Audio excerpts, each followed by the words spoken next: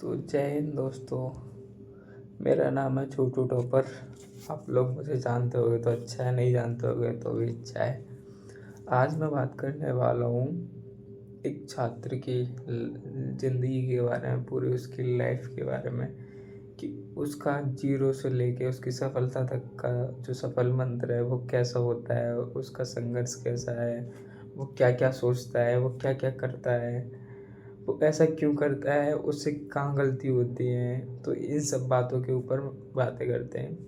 तो मैं छोटू टोपर एक छोटा सा एक आम लड़का हूँ, एक आम छात्र हूँ, और मैं अभी अपनी पढ़ाई को अलीगढ़ से पूर्ण कर रहा हूँ और मैं फ़िलहाल बीए कर रहा हूँ। तो जैसा कि हर बच्चे का एक सरकारी नौकरी का सपना होता है, तो जो सरकारी नौकरियां होती हैं वो अलग अलग कंपनियां कराती हैं और संस्थाएं, जैसे एसएससी सबसे महत्वपूर्ण संस्था है हमारे देश में, जो कि हर वर्ष पेपर कराती है। जैसे सीजीएस, सीएचएसएस, सीपीओ और एमटीएस वगैरह बहुत सारे जो एग्ज़ाम हैं, करीब 40+ एग्ज़ाम उसके अंडर में आते हैं। और स्टेट वाई के अलग होते हैं, जैसे यूपीएसआई हो गया, यूपी कांस्टेबल हो गया, राजस्थान पुलिस हो गया, बिहार पुलिस हो गया। ऐसे कई एग्ज़ाम हैं जो स्टेट वाइज होते हैं, केंद्र के द्वारा होते हैं। एसएससी हमारा केंद्र का जो है बोर्ड है वो कराता है। तो मैं एक छात्र की ज़िंदगी के बारे में बात करना चाहता हूँ। तो जैसे कि एक छात्र होता है, जैसे कि मैं हूँ, तो एक कॉमन डाउट रहता है सबका। 80% लोगों के मन में यही रहता है कि होगा या नहीं होगा, अगर नहीं होगा तो क्या करेंगे। तो मेरा भी यही डाउट था कुछ टाइम पहले कि नहीं होगा तो क्या करूँगा मैं, घर वाले क्या सोचेंगे, समाज क्या सोचेगा, और मैं क्या करूँगा उसके बाद, कुछ नहीं होता है तो। हाँ, ये सबको डर रहता है कि नहीं होगा तो पता नहीं क्या होगा। और कुछ बच्चे तो यहाँ तक इस चीज़ को लेके चले जाते हैं, कुछ असफलताएं मिलती हैं। कोई एक सफलता असफलता के बाद ही मिलती है, यह तो सुना ही होगा, और नहीं सुना होगा तो आप सुन लीजिएगा। ये पुराना ही है। मैं आपको बता दूं कि मैं कोई बहुत बड़ा कोई ज्ञानी नहीं हूँ, और ना ही एक बहुत ही बड़ा छात्र हूँ कि मुझे सब आता है, मुझे सब पता है, ऐसा कुछ नहीं है। मुझे जो थोड़ा बहुत पता है मैं आपको बता देता हूँ। उसमें भी थोड़ा बहुत गलत हो जाएगा तो आप बता देना मुझे, उसके लिए माफ़ी चाहूँगा। तो जैसा कि मैं एक छात्र की दिनचर्या के बारे में बात करता हूँ। सबसे पहले तो वह सुबह उठता है, सुबह पढ़ता है, उसके बाद जिस अपने घर का काम होता है, अगर वो घर पे रह रहा है तो उसको रोटी घर पे मिल जाती है, लेकिन बहुत ही उसको डांटें सुननी पड़ती हैं। और जैसा कि मैं तो अलीगढ़ रहता हूँ, तो मुझे सुबह सुबह का अपना खाना स्वयं बनाना पड़ता है। खाना बनाने के बाद मुझे कोचिंग जाना पड़ता है। फिर कोचिंग का जो टाइम टेबल है वो ख़त्म होने के बाद फिर मैं वापस आता हूँ। फिर मैं थोड़ा सा 5-10 मिनट का रेस्ट लेता हूँ। उसके बाद से फिर मैं अपनी पढ़ाई को जारी रखता हूँ। उसके बाद शाम होते ही फिर हम, जैसे कि मेरे साथ 2-3 लड़के और रहते हैं, फिर उन सब के साथ मिलकर हम फिर खाना बनाते हैं और फिर जो रात्रि का भोजन होता है वो करते हैं। और ऐसे ही हमारी अभी की जो ज़िंदगी है अभी गुजर रही है। और मुझे लगता है कि 80% एसएससी छात्रों की ज़िंदगी भी यही चल रही होगी, एक छोटे से रूम के अंदर एक बड़े सपने के साथ। हर कोई रात को सोता है, फिर सुबह उठता है, फिर उसके लिए मेहनत करता है, उसके लिए लड़ता है, और फिर शाम होते ही फिर वह अपने सपने के साथ सोता है। और वह प्रतिदिन एक ही सपना सोचता है कि कैसे भी करके उसकी नौकरी लग जाए। और आज का एक कॉमन हो गया है कि हर बच्चा चाहता है कि कुछ भी हो जाए, कुछ भी मिल जाए, बस नौकरी मिल जाए। क्योंकि यार देश में बेरोजगारी इतनी है कि रोजगार ही नहीं है।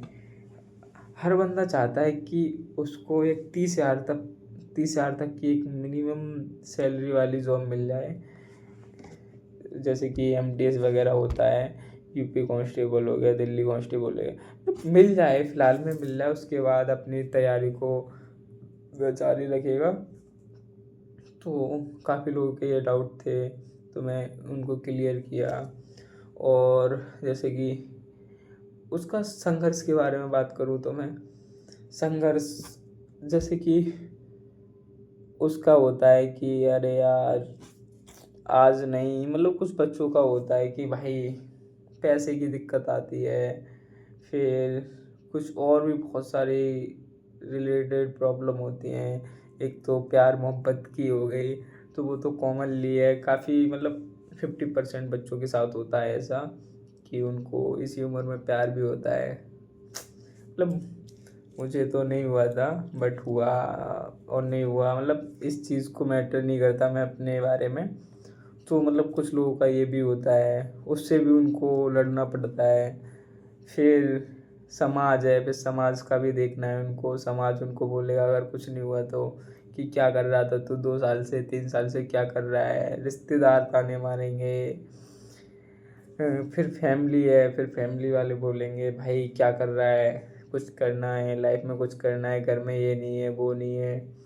तो बहुत सारे ऐसे डाउट्स होते हैं जिनको, इन सबको झेलते हुए एक बंदा पढ़ाई करता है। फिर पढ़ाई करता है और बस पढ़ाई करता है। बस यही है एक छात्र की लाइफ का कि पढ़ाई करनी है भाई, कुछ हो या ना हो, कुछ भी हो जाए दुनिया में, भारत में, लेकिन पढ़ाई करनी है।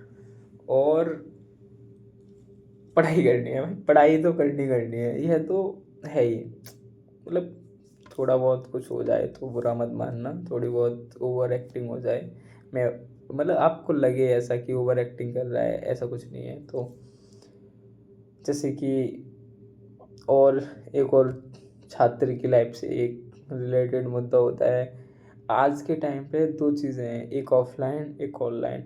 अब बंदा सोचता है कि जब वो ऑनलाइन में जाता है ना, बहुत सा करीब 80% छात्रों का यही डाउट होता है कि यार कौन से बेस्ट प्लेटफॉर्म है, कौन सा बेस्ट टीचर है, किसका बेस्ट कंटेंट है, किससे पढ़ूँ। तो मैं खुद बता रहा हूँ, मैं अपना एक्सपीरियंस से बता रहा हूँ। मैंने ना अपना बहुत कीमती वक्त इन चीज़ों में बिगाड़ दिया कि कौन सा प्लेटफॉर्म बढ़िया है, कौन से पढ़ाई करूँ। और मुझे रियलाइज़ हुआ बाद में कि नहीं, मैंने बहुत अपना वक्त बिगाड़ दिया। और कुछ बिगड़ गया कुछ हालातों की वजह से, और कुछ स्वयं की गलती रही उसमें। और कुछ परिस्थितियाँ ऐसी थी जिससे मेरा समय बिगड़ा।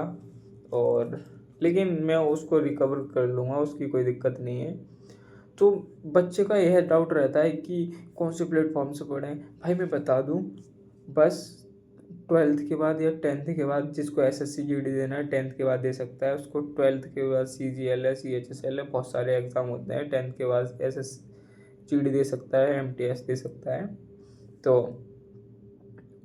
और हाँ, तो फिर क्या होता है कि उसको लगता है कि मैं यार इस प्लेटफॉर्म से पढ़ूंगा, क्या पता इसमें कैसा कंटेंट मिलेगा, मेरा सिलेक्शन होगा नहीं होगा, उसका डाउट रहता है। करीब 1 साल तक डाउट रहता है, जब तक वह उस दूसरा बंदा सिलेक्शन लेके जा चुका होता है। क्योंकि बच्चा इधर से उधर भटकता रहता है, इधर से उधर भटकता रहता है। मैं कहता हूँ एक ही ऐप से पढ़ो, एक ही प्लेटफॉर्म से पढ़ो, चाहे करियर से पढ़ो, चाहे RW से पढ़ो, चाहे एग्जामपुर से पढ़ो, चाहे अड्डा 24/7 से पढ़ो, चाहे उत्कर्ष से पढ़ो, किसी भी से भी पढ़ो, चाहे PW से पढ़ो, चाहे कटारा से पढ़ो।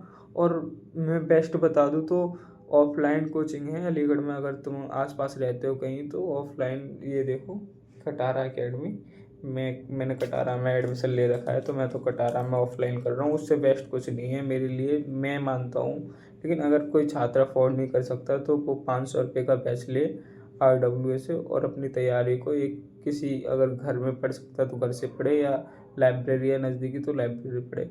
मात्र प्रतिदिन में वो 8 घंटे पढ़े तो बहुत है उसकी लाइफ के लिए। और प्रतिदिन पढ़ना है, कंसिस्टेंसी मोस्ट इम्पोर्टेंट। और कंसिस्टेंसी नहीं है तो कुछ भी नहीं है लाइफ के अंदर, मतलब स्टूडेंट की लाइफ के अंदर कुछ भी नहीं है, वो कुछ नहीं कर सकता। कंसिस्टेंसी इतनी महत्वपूर्ण है कि उसके बिना तो सिलेक्शन हो ही नहीं सकता।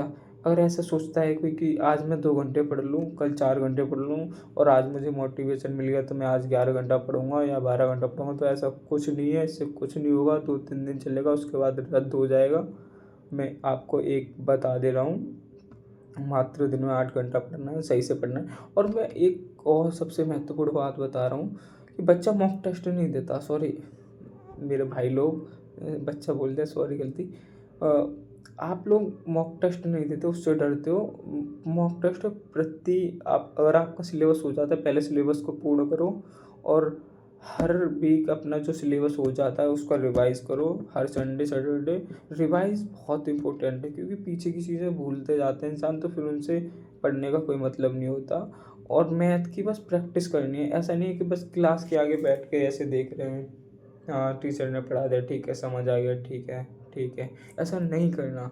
वो जैसे कॉन्सेप्ट समझा रहा है, पेन और कॉपी को सामने रखो और क्वेश्चन को करो। मुझे रियलाइज़ हुआ, मैं अपने एक्सपीरियंस के हिसाब से बता रहा हूँ, मैथ का सबसे बड़ा डाउट रहता है बच्चों का कि मैथ कैसे करना है। मैथ का बस एक ही फॉर्मूला है कि प्रैक्टिस प्रैक्टिस प्रैक्टिस। जितनी प्रैक्टिस उतना मैथ आएगा, उतनी कैलकुलेशन आएगी, कैलकुलेशन से ही मैथ हमारा सुधरता है। तो कुछ यह थी हमारे आज के छात्र के बारे में बातें। अगर आपको कैसी लगी तो मुझे बताना। और तो कटारा से बेस्ट कुछ नहीं है मेरे हिसाब से तो। और बहुत कटारा से करीब 2-2,500 बच्चे जुड़ रहे हैं फ़िलहाल में। और अगर कोई जुड़ना चाहता है, मैं उसका कोई प्रमोशन नहीं कर रहा, मुझे अच्छा लगता है, मैंने इसलिए आपको बताया। उसकी नॉर्मल जो फीस है उसकी 20+ है, 20,000। अगर कोई बच्चा ऑफलाइन बैच पढ़ना चाहता है तो पढ़ सकता है, उसको बहुत सारी सुविधाएं मिलेगी। और मैं एक फ्रेशर बच्चे को अगर बताऊं सही सा प्लेटफॉर्म, तो ऑफलाइन वो कहीं से भी कर सकता है अगर वो बेस्ट है तो। अगर नहीं है, वो भी अफोर्ड नहीं कर सकता, तो 500 रुपये का बैच RWA से ले, वो पढ़े। और फाउंडेशन ही सबसे पहले फाउंडेशन पढ़ना है, किसी टारगेट बैच के पीछे नहीं भागना, किसी एक पर्टिकुलर जॉब के पीछे नहीं भागना कि हाँ ये जॉब निकलेगी जब फॉर्म डालूंगा, ऐसा कुछ नहीं है। पहले अपना फाउंडेशन क्लियर करो, SSC फाउंडेशन लो, उसे क्लियर करो। उसके बाद तुम जिसमें भी लेना चाहते हो सिलेक्शन, MTS SCGD सब में ले सकते हो। जिस हिसाब से पढ़ोगे उस हिसाब से सिलेक्शन मिल जाएगा। जय हिंद, जय भारत।